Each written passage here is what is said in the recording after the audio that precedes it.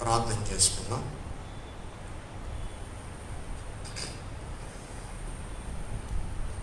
పరిశుద్ధాత్ముడా, మమ్మలను అతి మిక్కిలిగా ప్రేమించిన మా యేసు క్రీస్తు నామంలో ప్రార్థిస్తున్నాం. తండ్రి, మాకు తండ్రి అని పిలిచే గొప్ప ఆధిక్యత మాకు ప్రసాదించినందుకు, మీ అద్వితీయ కుమారుడైనటువంటి యేసు క్రీస్తుని ఈ లోకానికి పంపి మాకు సొంత అనుంగు సోదరుడుగా, తోడి వారసుడుగా, త్యాగమూర్తిగా మా మధ్యకు విచ్చేసి తన అమూల్యమైన రక్తమును, ప్రాణమును మా అందరి కొరకు సమర్పించిన మా యేసు క్రీస్తు నామములో ప్రార్థిస్తున్నాం. అట్టి మహనీయుని నామములో సంఘము ఈ రీతిగా ముందుకు నడుచుచూ ఉండగా, ఈ పునరుద్ధాన దినమందు అట్టి సంఘము ఆయన ఇచ్చినటువంటి వాక్యములో ధ్యానిస్తూ ఉండగా, తండ్రి, మేము ఆయన ద్వారా మీ యొద్దకు వస్తూ ఉండగా మీరు మహిమ పొంది మాతో మాట్లాడండి.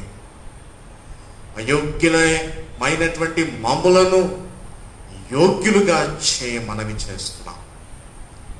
మహిమ, ఘనత, ప్రభావం మీకే ఆరోపిస్తూ నా నోటి మాటలు, మా అందరి హృదయ ధ్యానములు మీ దృష్టికి అంగీకారంగా చేయమని మా ప్రభు ప్రియ రక్షకుడైన త్యాగమూర్తి అయిన యేసు పరిశుద్ధ నామంలో ప్రార్థిస్తున్నాము తండ్రి. ఆమేన్.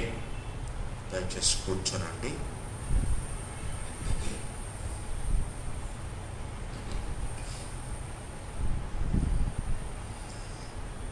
ప్రియ దేవుని బిడ్డలారా, యేసు క్రీస్తు దివ్యమైన నామంలో మీకందరికీ శుభములు, అందరికీ కూడా వందనాలు తెలియజేస్తున్నాం.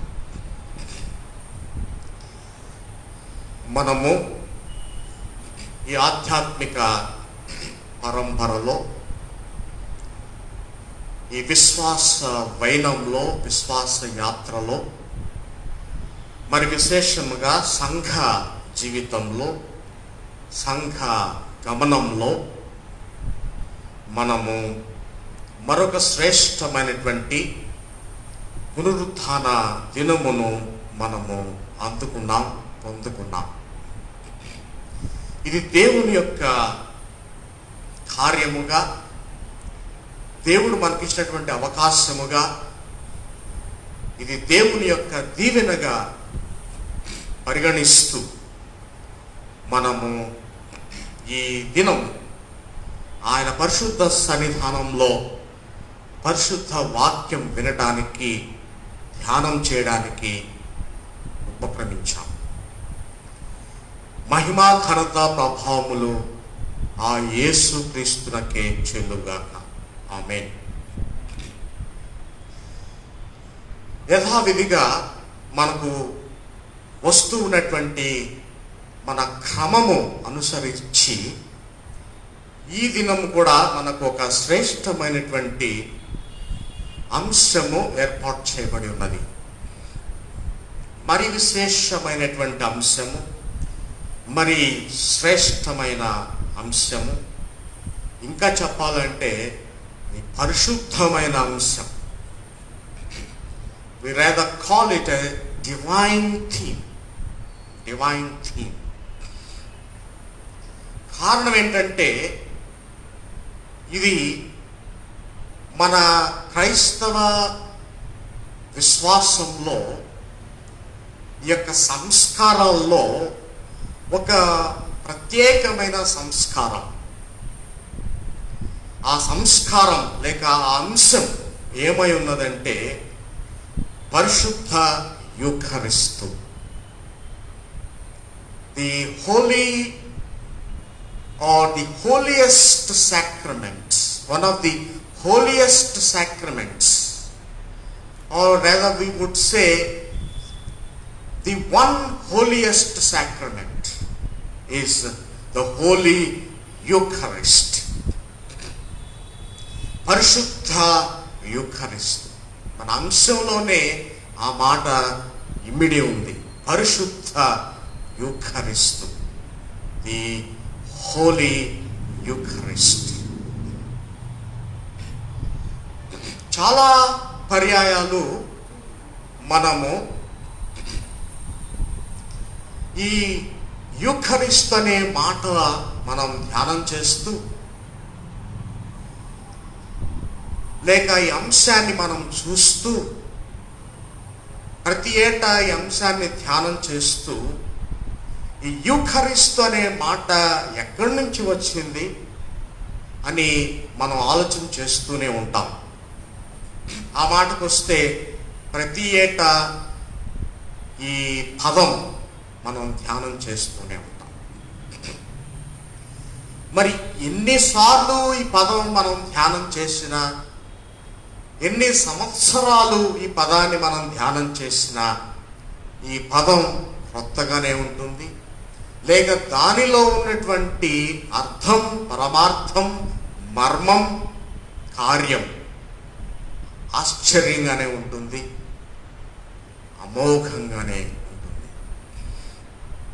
కారణం ఏంటంటే ఆ యూఖరిస్ట్ అనే మాటలో ఉన్నటువంటి భావం మరియు మర్మం, దానిలో క్రీస్తు చేసినటువంటి త్యాగపూరితమైనటువంటి కార్యం, అది మనం చూస్తున్నాం. దానిని మనము చూడక పూర్వము అసలు ఈ యూఖరిస్ట్ లేక యూఖరిస్తు అనే పదం యొక్క ఈ అభివృద్ధి, the development of the word Eucharist or the etymology of the word Eucharist ought to be seen once again. ఇది మొదటిగా క్యారిస్ అనేటువంటి గ్రీక్ పదంలో గ్రేస్ అనేటువంటి అర్థంతో ఉండింది. గ్రేస్, కృప. క్యారిస్ అంటే కృప. దీనికి యు అనేటువంటి గ్రీక్ ప్రిఫిక్స్ వాడారు.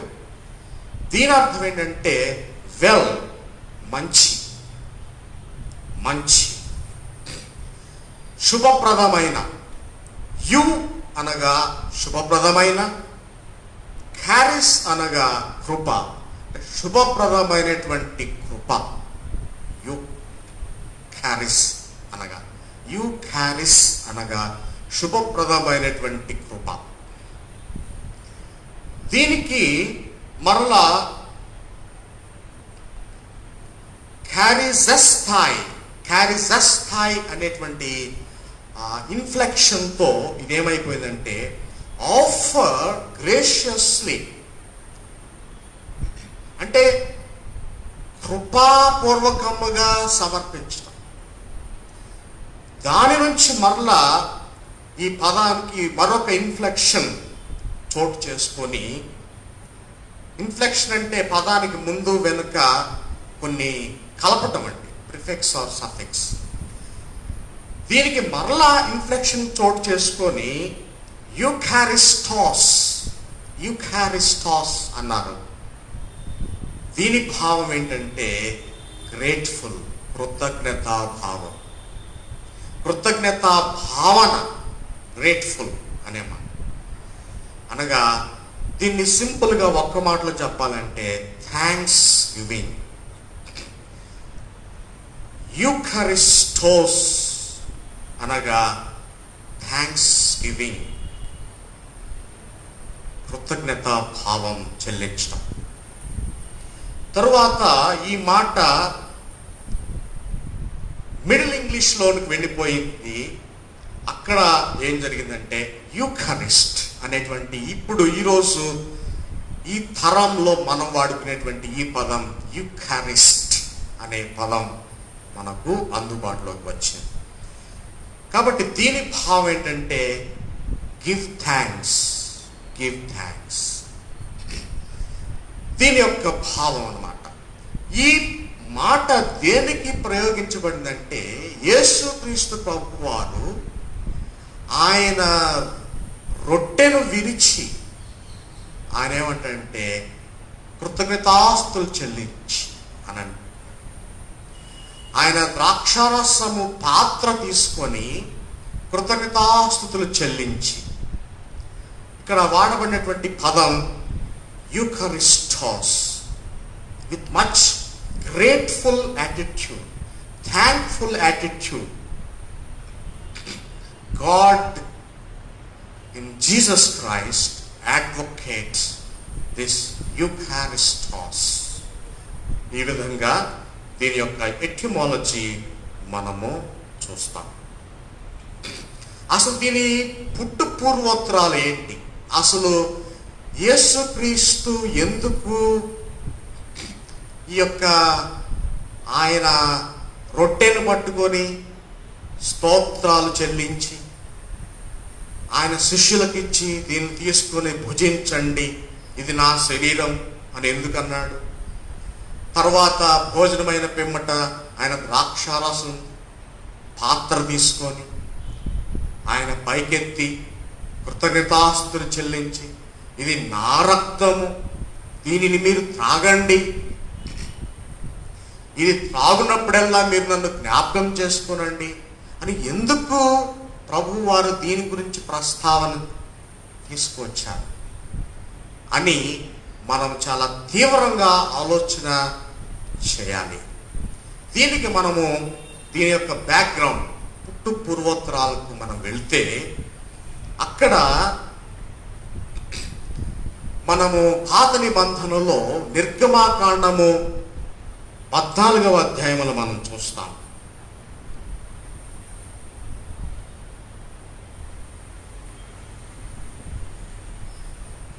క్షమించ 12వ అధ్యాయం, నిర్గమాకాండం 12వ అధ్యాయంలో మోషే అహరోనులు ఐగుప్తులో ఉండగా యెహోవా వారితో ఇలాగ సెలవిచ్చెను, నెలలలో ఈ నెల మీకు మొదటిది, ఇది మీ సంవత్సరమునకు మొదటి నెల. మీరు ఇశ్రాయేలీయుల సర్వ సమాజముతో ఈ నెల దశమి నాడు, అంటే సంవత్సరంలో మొదటి నెలలో 10వ తారీఖున వారు తమ తమ కుటుంబముల లెక్క చొప్పున ఒక్కొక్కడుగా గొర్రె పిల్లనైనను మేక పిల్లనైనను, అనగా ప్రతి ఇంటికి ఒక గొర్రె పిల్లనైనను మేక పిల్లనైనా తీసుకుని వలెను. 5వ వచనం, ఆ గొర్రె పిల్లను భుజించుటకు ప్రతి వాని భోజనము పరిమితిని బట్టి వారిని లెక్కింపవలెను. నిర్దోషమైన ఏడాది మగపిల్లను తీసుకుని వలెను. గొర్రెలలో నుండి అయినను మేకల్లో నుండి అయినను దాన్ని తీసుకుని వచ్చును. ఎప్పుడు తీసుకొచ్చారు దీన్ని? 10వ తారీఖున, మొదటి నెల, సంవత్సరంలో మొదటి నెల 10వ తారీఖున తీసుకొని వచ్చారు. తర్వాత 7వ వచనంలో ఈ నెల 14వ దినం వరకు దాన్ని ఉంచుకొని వలెను.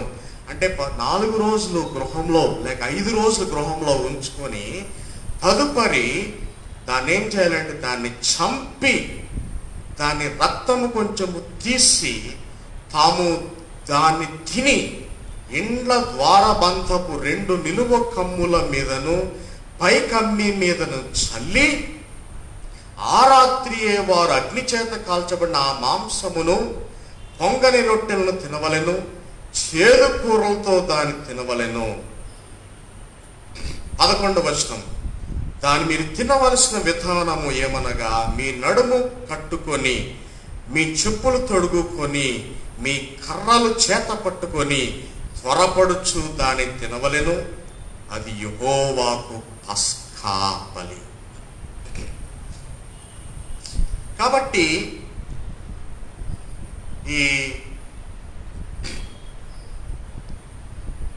యూకరిస్టో అనే ఈ కార్యం లేక క్రమం ఏదైతే ఉందో దానికి ఉన్నటువంటి ఈ యొక్క పీఠిక ఏమై ఉన్నదంటే పస్కా బలి పశువు.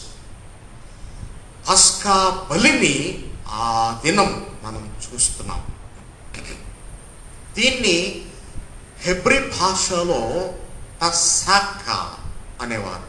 పసాకా అనేవారు. పసాకా అంటే అర్థం ఏంటంటే దాటిపోవుట. దాటిపోవుట. ఆ మాట మనము చదవబడినటువంటి వాక్యంలోనే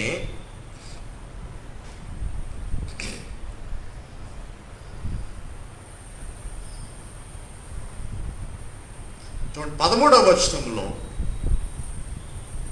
వచనంలో చూస్తాం. నేను యెహోవాను, మీరున్న ఇండ్ల మీద ఆ రక్తము మీకు గుర్తుగా ఉండును. నేను ఆ రక్తమును చూచి మిమ్మును నశింపచేయక దాటిపోయేదను. కాబట్టి ఆ దాటిపోయేదను అనే మాటకు హెబ్రీలో పసాకా, దాన్ని క్రమేణా తెలుగులో పస్కా అని నామకరణం చేయడం జరిగింది. కనుక దీని యొక్క అర్థం ఏంటంటే, ఇది ఒక బలి పశువు చేత బలి అర్పించబడి దాని యొక్క రక్తము మన ద్వారబంధముల మీద మనము పూసినప్పుడు యెహోవా దేవుడి యొక్క ఆజ్ఞ మేరకు ఆ యొక్క సంహార దూత వచ్చినప్పుడు ఏ గృహం మీద అయితే ఆ రక్తపు చారలు ఉన్నాయో దేవుడు లేక సంహార దూత ఆ గృహాన్ని నశింప చేయకుండా విడిచిపెట్టి లేక దాటి వెళ్ళటమే పసాకా అనే అర్థం. కాబట్టి పస్కా బలి అంటే యెహోవా దాటి వెళ్ళటానికి అనగా యెహోవా రక్షించడానికి ఏర్పాటు చేయబడినటువంటి బలి. ఇది దీని యొక్క ఆలోచన, దీని యొక్క భావం. ఈ బలి తరువాత మనం గమనిస్తే ఈ బలి పశువు నుంచి వచ్చేటువంటి ఆ మాంసము లేక అంతరింద్రియములు ఇవన్నీ కూడా కడుపారా భోజనం చేయడానికండి.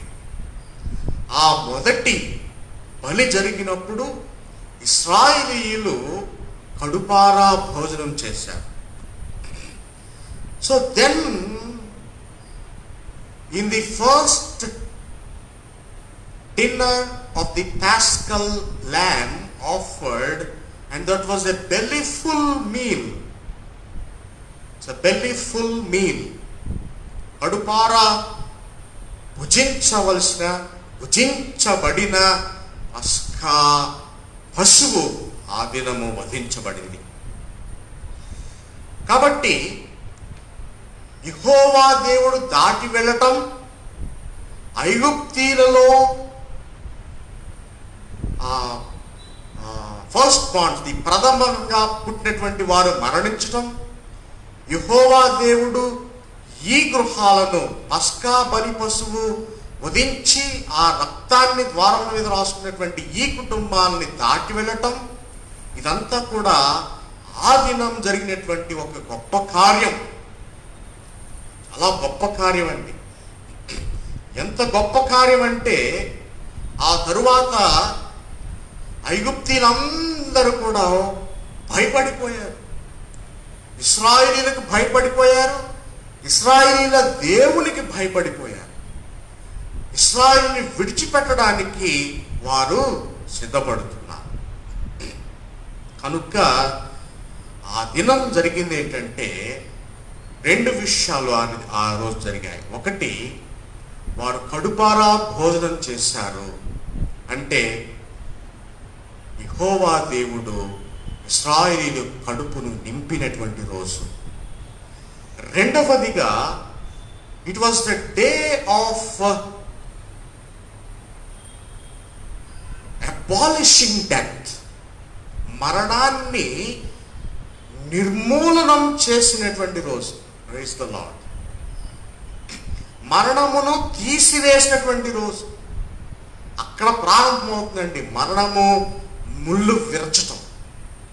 మరణపు ముళ్ళును విరవటం అక్కడ ప్రారంభమవుతుంది.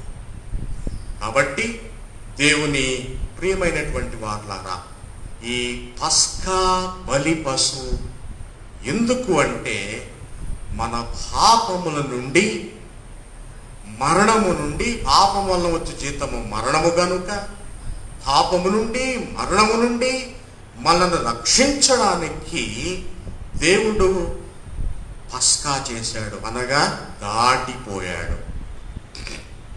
అది దీని యొక్క అర్థం, పరమార్థం.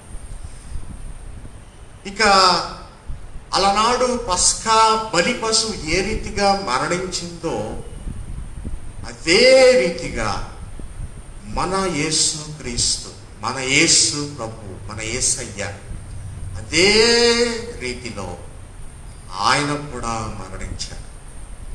ఒక బలి పశువు వలె యేసు క్రీస్తు కూడా మరణించాడు.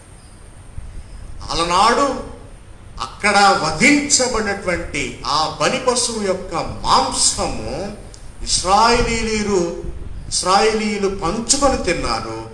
ఈనాడు యేసుక్రీస్తు సిలువలో మరణిస్తే ఆయన యొక్క శరీరము పగులగొట్టబడింది, ఆయన రక్తము కార్చబడింది. దానికి ముందుగానే ప్రభువారు ఆయన ఏమంటారంటే, ఆయన బ్రతుకున్నప్పుడు ఆయన రొట్టెను తీసుకొని స్తోత్రము చేసి, ఇది నా శరీరము, ఇది పగుల కొట్టబడినటువంటి నా శరీరం. ఆయన రొట్టెను విరుస్తూ అంటాడు, మీ కొరకు విరువబడిన నా శరీరం, తరువాత ఇది మీ కొరకు కార్చబడినటువంటి నా రక్తం అంటూ ఆయన ఆ పస్కా బలిని ఆయన మరలా ఆచరిస్తున్నాడు. ఇది దీని యొక్క పీఠిక లేక బ్యాక్గ్రౌండ్.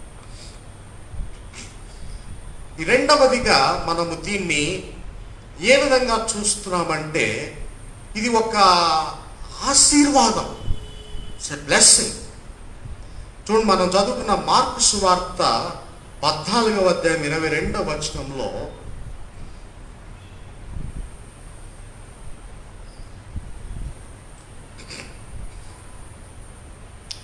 మార్కు సువార్త 14:22లో వారు భోజనము చేయుచుండగా ఆయన ఒక రొట్టెను పట్టుకొని ఆశీర్వదించి, చూశారు, ఆశీర్వదించి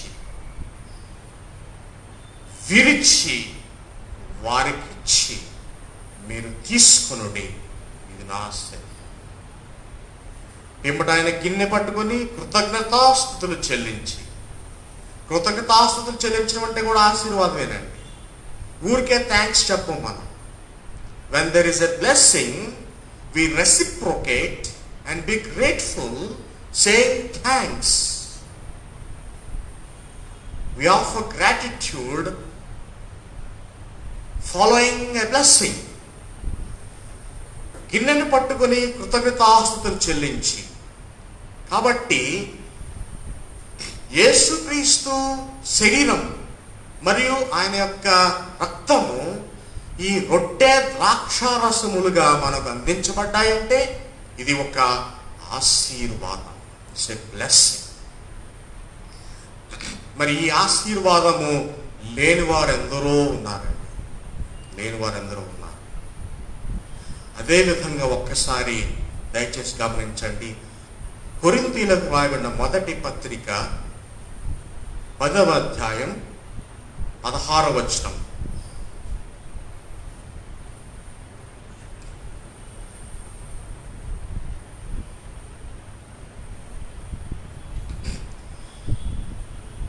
మనము దీవించు ఆశీర్వచనపు పాత్రలోనివి, చూసారా, మనము దీవించు ఆశీర్వచనపు పాత్రలోనిది త్రాగుట క్రీస్తు రక్తములో పాలు పుచ్చుకొనుటయే కదా. అంటే ఇక్కడ కూడా మనం గమనించవలసింది ఏంటంటే, యేసు యొక్క దేహం మనకు ఆశీర్వాదం, యేసు యొక్క రక్తము మనకు ఆశీర్వాదం. The concept of blessing to be advocated, in and through the Eucharistic services. దేవుని బిడ్డలారా, ఇది ఒక ఆశీర్వాదం. రెండవది మొదటిగా మనం చెప్పుకున్నామంటే it's a symbol of blessing. రెండవది it's a symbol of curse. ఇది ఒక శాపానికి కూడా గుర్తేనండి. ఇదేంటండి, యేసుక్రీస్తు ప్రభు శరీరం, ఆయన రక్తం అని చెప్తున్నారు, ఇది మనకి ఎలా శాపంగా పరిణమిస్తుంది అని మీరు ఆలోచన చేయవచ్చు, చేయాలి కూడా. ఒక్కసారి మీరు గమనించండి, ఈ వచనం చూడండి. మార్కు సువార్త 14వ అధ్యాయం 18 నుంచి 21 వరకు.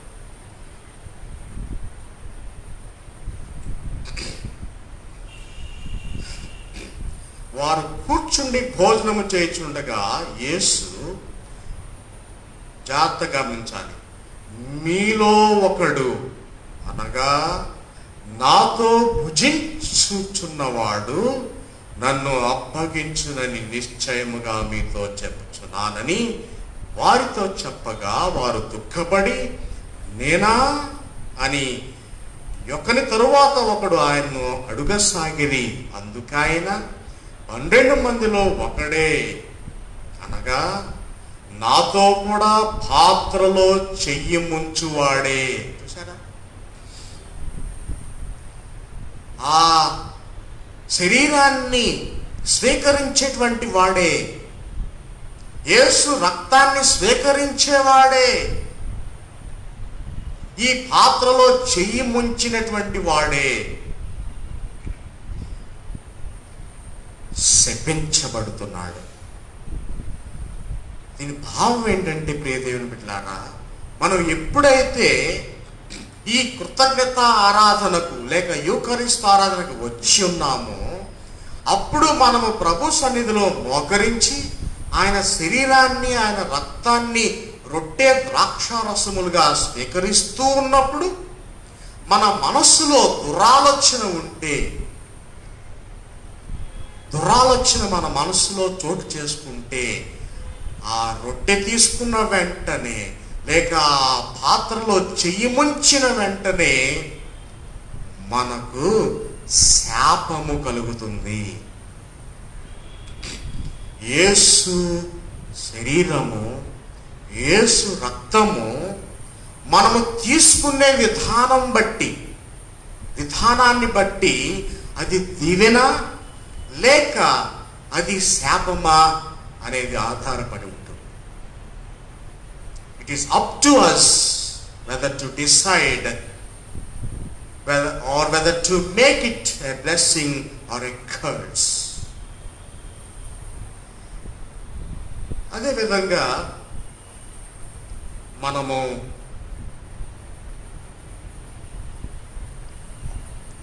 కొరింథీయులకు రాయబడిన పత్రిక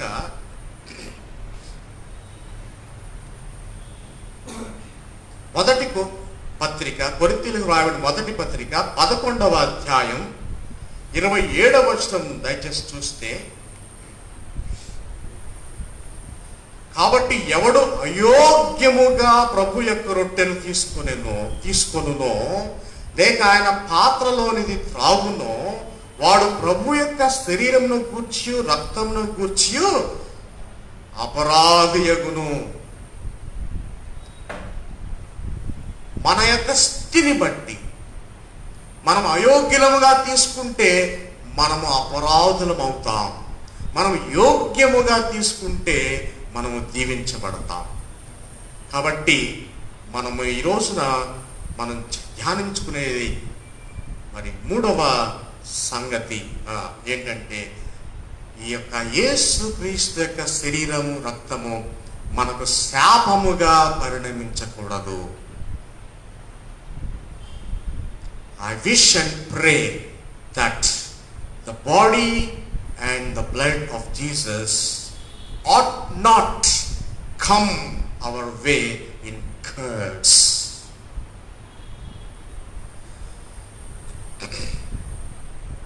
నాలుగవదిగా, these are the elements of unity these are the elements of unity. కొరింథీయులకు రాయబడిన పత్రిక, మొదటి పత్రిక 10వ అధ్యాయం మనం గమనించాలి. కొరింథీయులకు రాయబడిన మొదటి పత్రిక 10వ అధ్యాయం 16-17 వచనాలు.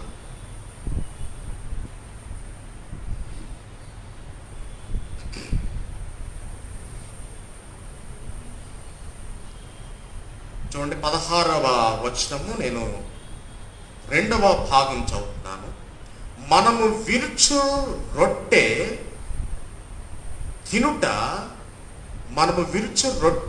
తినుట క్రీస్తు శరీరములో పాలు పుచ్చుకొనుటయే కదా. మనమందరము ఆ ఒక్కటే రొట్టెలో పాలు పుచ్చుకొనుచున్నాము. రొట్టె ఒక్కటే కనుక అనేకులమైన మనము ఒక్క శరీరమై ఉన్నాము. చూసారా, రొట్టె విరవబడింది.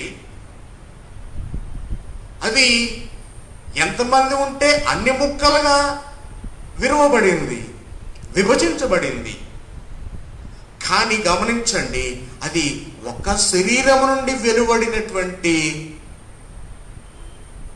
భాగం, ఒక శరీరం నుంచి విరువబడినటువంటి భాగం. We all partake in the same body but in pieces. ఇక్కడ చాలా లోతైనటువంటి మర్మాలు ఉన్నాయండి. మనము విరుచు రొట్టె విరగొట్టేశాం. యేసు ప్రభు విరగొట్టబడడానికి ఆయన వచ్చాడు. మనము విరుగొట్టాం, సిలువలో ఆయన విరుగొట్టాం. ఇప్పుడు తింటూ ఉన్నాం. ఆయన నా శరీరం అంటున్నాడు, దాన్ని మనం తింటూ ఉన్నాం. కాబట్టి తినేటువంటి మనము ఆ ఒక్కటే రొట్టెలో పాలు పంచుకొనుచున్నాము. రొట్టె ఒక్కటే కదా, కనుక అనేకులమైన మనము ఒక్క శరీరమై ఉన్నాం. మనము గమనించాల్సింది ఏంటంటే, ఇక్కడ క్రీస్తు ప్రభు యొక్క దేహము పగుల కొట్టబడింది, విరగొట్టబడింది. ఆ విరగొట్టబడినటువంటి శరీరము మనకు అందించబడింది. మనమందరము మనం వేరు వేరు ప్రాంతాలలో ఆ యొక్క విరగొట్టబడినటువంటి ఆ రొట్టెను మనము భుజిస్తూ ఉన్నాము. అది విరగొట్టబడింది, కానీ మనము విరగొట్టబడలేదు, మనము భుజిస్తున్నాం. ఆయన చంపుకున్నాడు, తనను తాను చంపుకున్నాడు, తన శరీరాన్ని చంపుకున్నాడు, మనకు ఆ చంపుకున్నటువంటి శరీరాన్ని అందించాడు. మనము దాన్ని ఆరగిస్తున్నాము. అలనాడు మన పితరులు పస్కాను ఆరగించారు, బలము పొందుకున్నారు. ఈనాడు క్రీస్తు ప్రభు పస్కాగా మన మధ్యకి వచ్చి నలుగుకొట్టబడి ఉన్నాడు. ఆ విరుగొట్టబడినటువంటి శరీరము మనకు అందించబడింది. దానిని మనము భుజిస్తున్నాము. దానిని నుండి మనము శక్తి పొందుకుంటున్నాము. దాని నుంచి మనము కృప పొందుకుంటున్నాం. క్యారిస్ ఈస్ గెయిన్డ్. కృపను పొందుకుంటున్నాం ఆయన యొక్క శరీరం ద్వారా. శరీరము విభజించబడింది, కానీ ఆయన కృప అపరిమితముగా మనందరి మీద కుమ్మరించబడుతుంది. కనుక ఆ విరుగొట్టబడినటువంటి శరీరము ఒక్క శరీరం, ఒక్క శరీరం, మైండెడ్, ఒక్క శరీరం.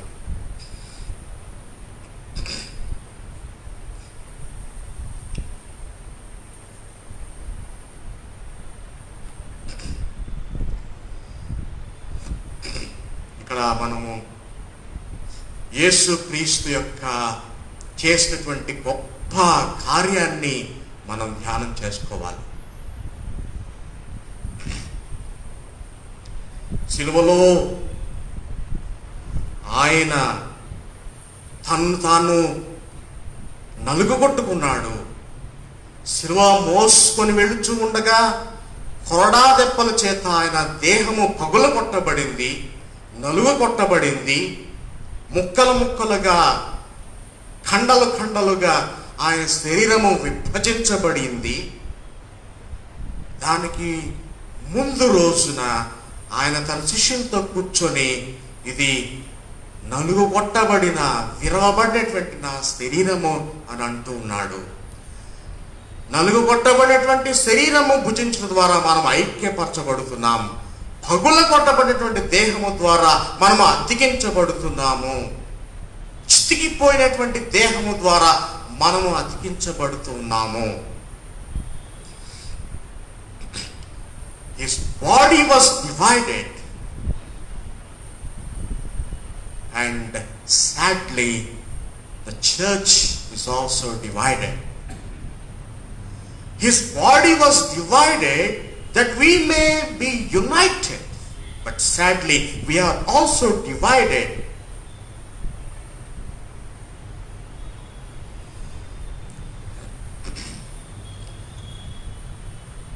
Jesus' body was divided in order that we be united in fellowship, in order that we be united on the table, on the dining table. దేవుని బిడ్డలారా, మరొక భావం ఏంటంటే, ఆయన సిలువలో ఏకాకిగా శరీరాన్ని నలుగుకొట్టుకుంటే దానికి ప్రతిఫలముగా మనకు ఆ నలుగుకొట్టబడిన రక్తము చేత తడిసి ముద్ద అయ్యి తుంపరులుగా పడిపోయినటువంటి ఆ ముక్కల, దేహపు ముక్కల ప్రతిఫలమే ఈ రోజున మనకు జీవాహారం. దాని యొక్క సిలువలో ఉన్నటువంటి ఆ పగులగొట్టినటువంటి దేహం యొక్క ప్రతిఫలమే ఈరోజు ప్రపంచవ్యాప్తంగా ఉన్న సంఘం యొక్క ఆవిర్భావం, ప్రపంచవ్యాప్తంగా ఉన్న సంఘం యొక్క ఐక్యత. So the dividedness and the unity go hand in hand. They are utterly paradoxical, but they come hand in hand in the divine realms.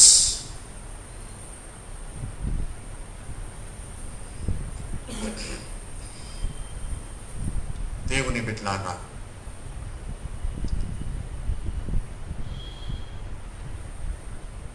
ఇక్కడ మనం మరొక విషయాన్ని మనం చూస్తాం.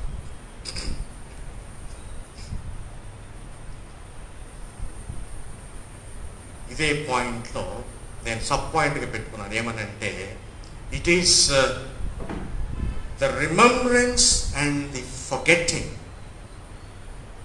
ద రిమెంబరెన్స్ అండ్ ఫర్గెట్టింగ్ అంటే దాని భావం ఏంటంటే, 2 వచనాలు చదివి ఈ పదాన్ని నేను వివరిస్తాను. కొరింథీయులకు రాయబడిన మొదటి పత్రిక 11వ అధ్యాయం 24-25 వచనాలు జాగ్రత్తగా దయచేసి గమనించండి. కొరింథీయులకు రాయబడిన మొదటి పత్రిక 11వ అధ్యాయం 24-25 వచనాలు. నా శరీరము దాన్ని విరిచి, ఇది మీ కొరకైన నా శరీరము, నన్ను జ్ఞాపకము చేసుకున్నట్టుగా దీన్ని చేయడం చెప్పింది. Remembrance. So the Eucharist is but remembrance. Eucharist is but a remembrance. ఇది మీ కొరకైన నా శరీరము, నన్ను జ్ఞాపకం చేసుకుందుకై దీన్ని చేయడం చెప్పాను. 25వ వచనం, ఆ ప్రకారమే భోజనమైన పిమ్మట ఆయన పాత్రను ఎత్తుకొని, ఈ పాత్ర నా రక్తము వలనైన కొత్త నిబంధన, మీరు దీనిలోని త్రాగునప్పుడల్లా నన్ను జ్ఞాపకము చేసుకో. రొట్టెను ఆయన దేహంగా జ్ఞాపకం చేసుకుంటున్నాం, ద్రాక్ష రసాన్ని ఆయన రక్తముగా జ్ఞాపకం చేసుకుంటున్నాం. కాబట్టి this eucharist or this thanksgiving is a memory, it's a memorial service. it's an enactment of the sacrificial memory. మీరు నన్ను జ్ఞాపకం చేసుకొనండి, నా శరీరాన్ని నా రక్తాన్ని జ్ఞాపకం చేసుకొనండి. దీనికి మరలా పారాడాక్సికల్గా మరలా మరొక మాట పౌలు భక్తుడు, అదే పౌలు భక్తుడు హెబ్రీలకు రాస్తూ చెప్తాడు. చూడండి, హెబ్రీలకు రాయబడిన పత్రిక 10వ అధ్యాయం 17వ వచనంలో,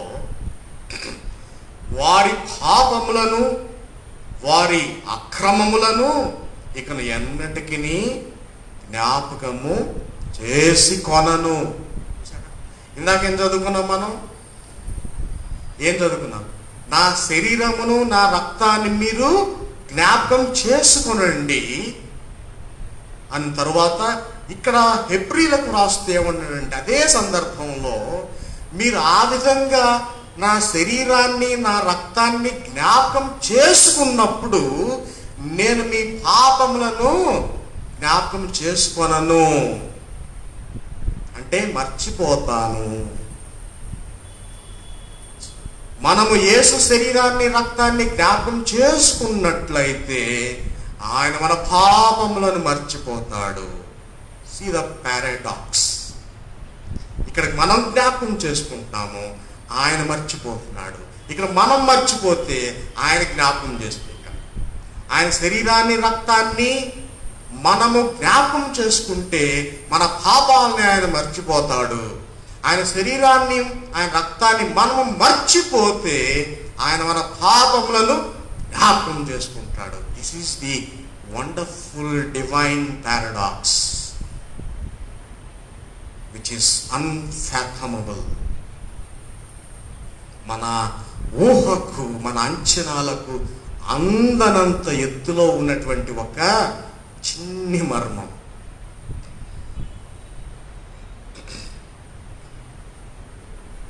so Eucharist is our remembrance and God's forgetting. Our remembrance of the body and blood and His forgetting of our sins and transgressions.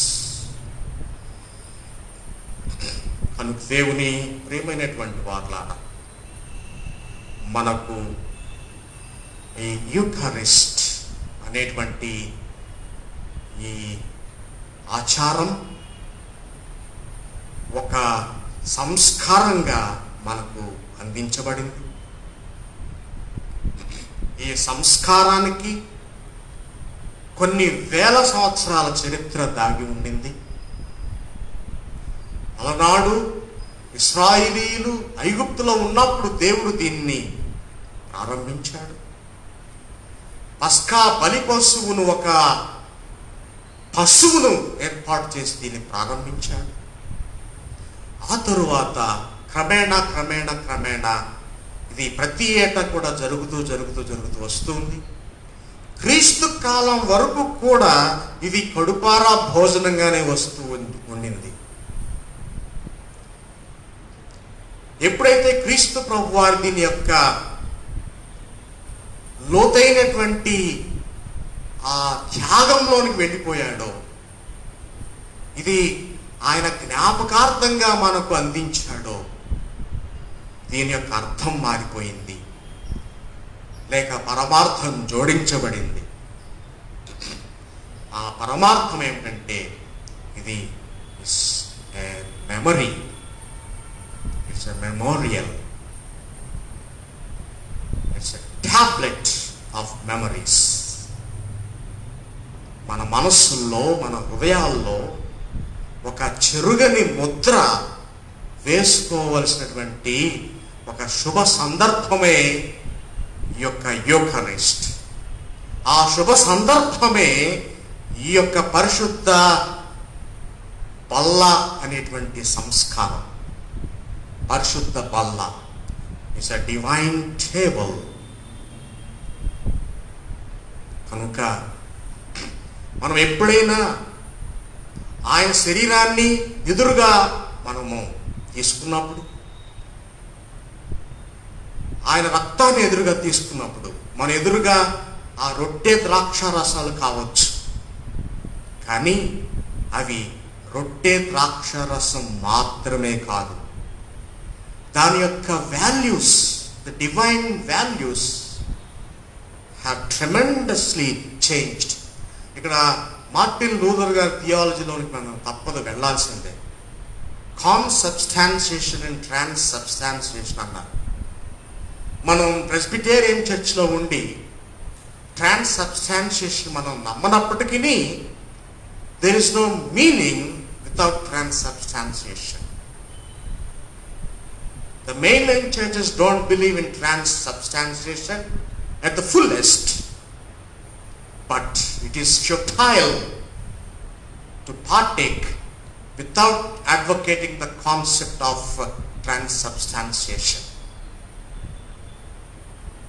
ఎప్పుడైతే ఆ శరీరాన్ని, ఆ రక్తాన్ని మనం యేసు శరీరము, యేసు రక్తంగా స్వీకరిస్తామో, పరిగణిస్తామో, అప్పుడే మనకు ఇప్పుడు చెప్పబడినటువంటివన్నీ కూడా మనకు వర్తిస్తాయి. ఆ శాపం తప్ప. ఎప్పుడైతే ఆ రొట్టెను, ద్రాక్షారసాన్ని క్రీస్తు శరీరము, రక్తముగా మనము భావిస్తామో అప్పుడే మనకు ఇవన్నీ కూడా మనకు అందుతాయండి, శాపము తప్ప.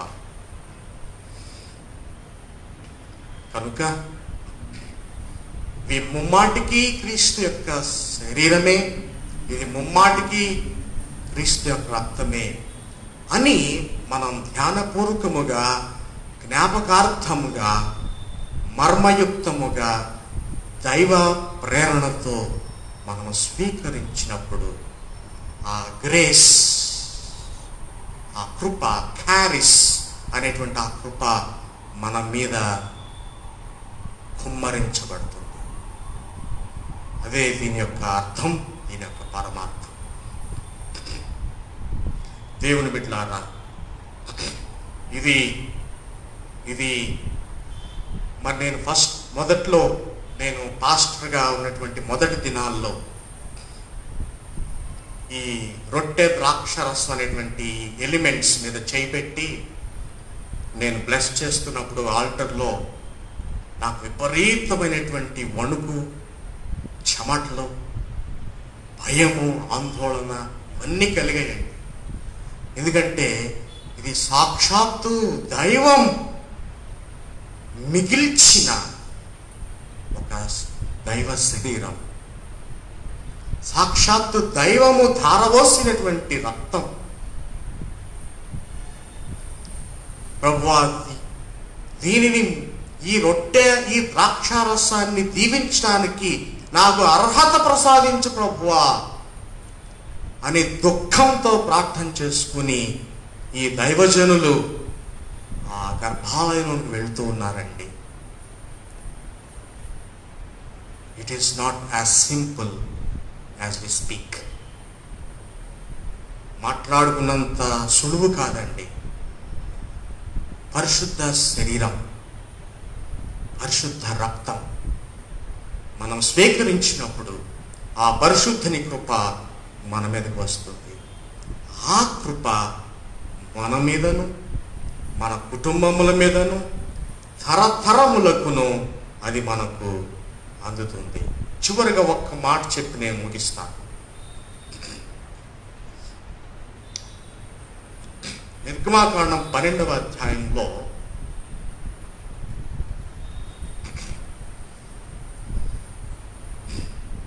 26వ వచనంలో అక్కడ చక్కని మాట చూడండి. మరియు మీ కుమారులు మీరు ఆచరించు ఈ ఆచారం ఏమిటి అని మిమ్మును అడుగునప్పుడు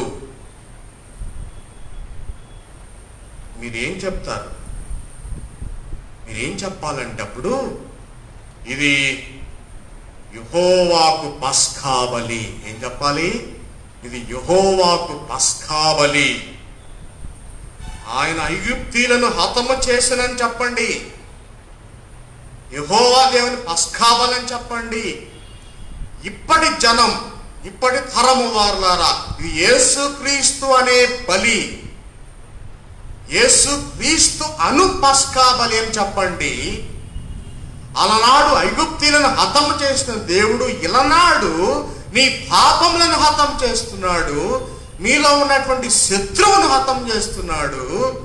నీ చుట్టూ ఉన్నటువంటి దుష్ట శక్తులను, చీకటి శక్తులను, అంధకార శక్తులను, మరణకరమైన శక్తులను లయపరుస్తున్నాడు అని చెప్పండి. మీ బిడ్డలకు చెప్పండి.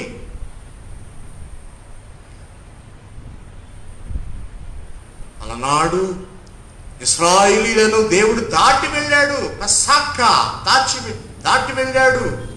ఇలనాడు ఈ రొట్టె ద్రాక్ష రసము యేసు క్రీస్తు సాక్షాత్తు ఆయన శరీరము రక్తముగా స్వీకరించినటువంటి మనకు కూడా ఈ దాటి వెళ్ళేటువంటి ప్రక్రియ మనకు ఇస్తున్నాడు. Now he passes over and saves us.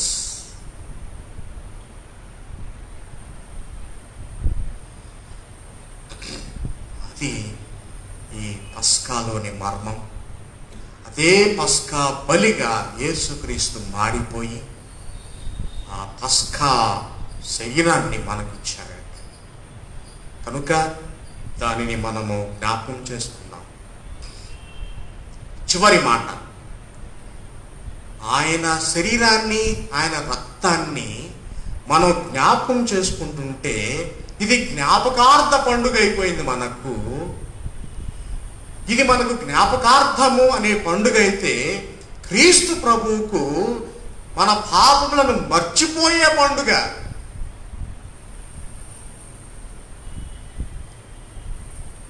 This festivity of ours is remembrance, and that festivity of God is forgetting our sins.